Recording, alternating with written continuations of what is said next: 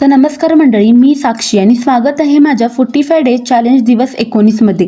तर आज आम्ही प्रवास केला ते एक वेगळ्या आध्यात्मिक ठिकाणी, ते म्हणजे इस्कॉन मंदिरला। सकाळपासूनच वातावरण पावसाळी होतं, रिमझिम थेंब गळत होते, थंड वारा वाहत होता, पण त्या थेंबामध्ये एक वेगळीच ओढ होती, ती मंदिरात जाण्याची। बस पकडली, जसं मंदिरात पोहोचलो तसं मन अधिकच शांत होत गेलं। मंदिराच्या प्रांगणात पाऊल टाकताच कानावर पडलेले पहिले शब्द म्हणजे हरिबोल। तो गजर जणू सगळ्या थकव्याला विसरायला लावणारा होता। आत शिरलो तेथे सुगंध दरवळत होता, अगरबत्तीचा, फुलांचा आणि भक्तिभावांचा। जसजसं पुढे सरकत होतं तसतसं मनात एकच भावना जागृत होत होती की जागा काहीतरी खास आहे। दर्शन घेतले आणि तो क्षण जणू थांबूनच गेला।